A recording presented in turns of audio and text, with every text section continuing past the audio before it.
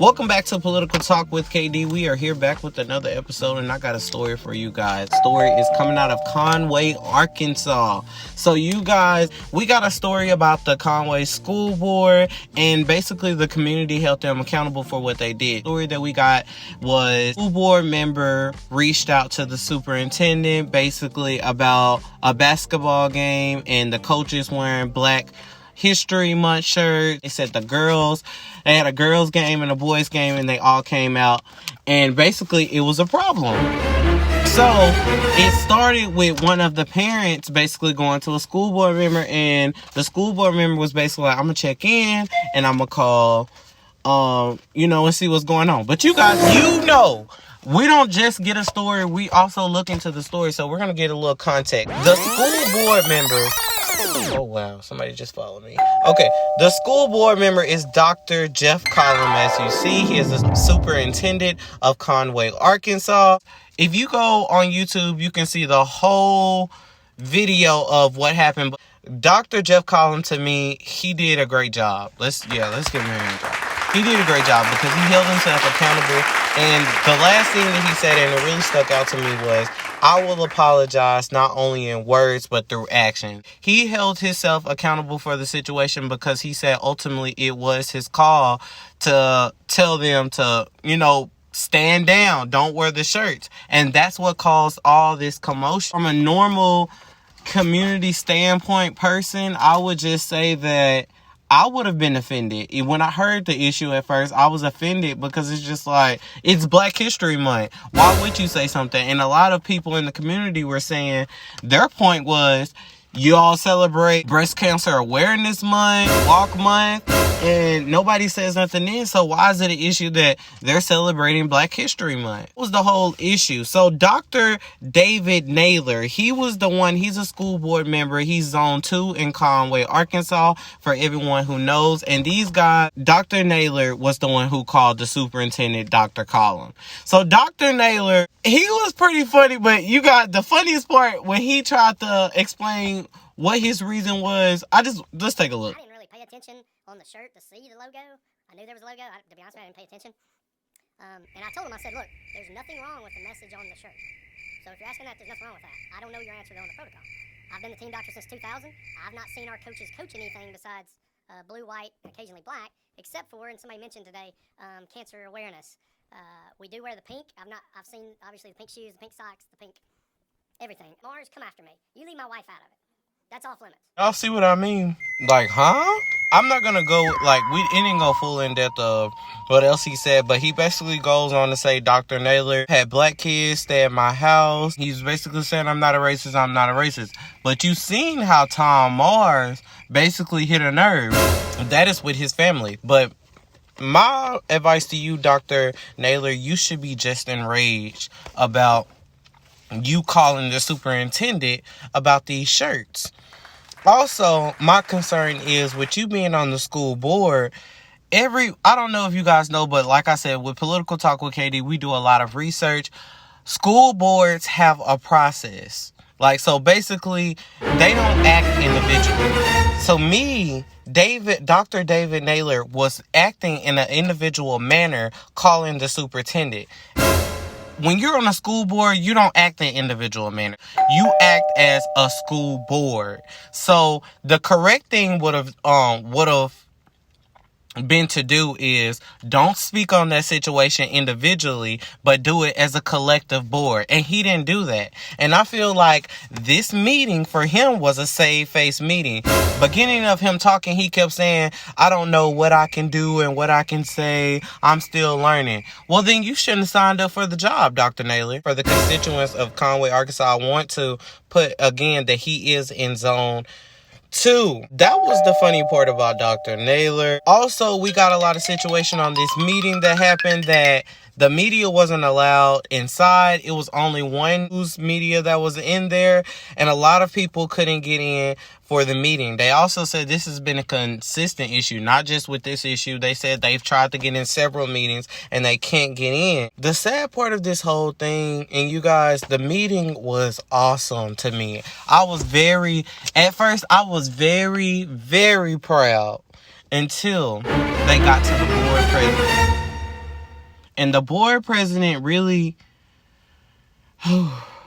the board president really disappointed me, because if you don't know, he is the only black African American sitting on the school board of Conway, Arkansas. And basically the only thing that I got from him, we'll take another look. Let's see what he got to say. With calls and emails and some of everything. And I'm a busy person. I got 3 funeral homes I run every day. So, I'm busy. And I'm getting tired and I'm getting worn out over all these issues. Don't do it better. Go down to the courthouse and ask for a school board election packet and get in the game. I realized that I never even said his name. So the board president is Conway Schools. He is the school board president, and he's zoned at large. He was elected in 2010. His re-election is up at 2025. Conway Schools needs to be relieved of his duty, so his seat will be up in 2005. He's blatantly telling the community that he is tired of them bringing them their concerns. That's what I basically heard.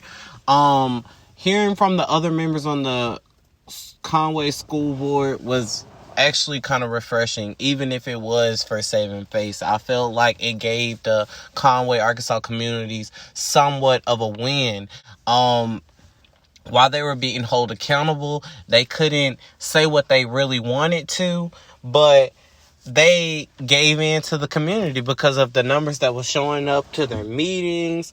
And I believe that the board president, Conway Schools, is too comfortable. If you have all these funeral homes and you're a busy man that you can't address the concerns that are emailed to you, you need to resign. Don't run in 2025. That's simple. Give somebody else a chance to. If you're so busy and got all this money and got so much to do, don't run, sir. And that goes for anybody on the Conway, Arkansas School Board. So the reason of this whole episode and why I bring you guys here today and because this is actually kind of probably not some old news to some people, but the reason why I want to let you guys know that the school board, we have such a high expectation of what the school board is, but you guys, these seats we can run for. If you're straight out of high school, you can run for these seats. I believe that in Arkansas, we have made this vision of you have to be a doctor or you have to be such and such just to be the things that are making decisions about our livelihood. You can vote at 18, so why can't you run for office or run for the school board? I encourage all my listeners to run, because these guys that are saving face and are just running for these positions for political gain and not really here to help the community, these things are concerning. So that's why I brought this to you guys. So like I said, thank you for tuning in with Political Talk with KD. I hope to see you guys back for the next episode. February 2023 arrives and the schools are encouraged to celebrate Black history. I looked around the halls of the junior high and the senior high and found multiple displays of national Black history, and even many local persons were being celebrated. In 1974, I was a senior in Conway High School. We only had Black History Week back then. I was responsible for putting up posters that celebrated Black history. I ordered a couple of posters, placed them in the hallways of Conway High.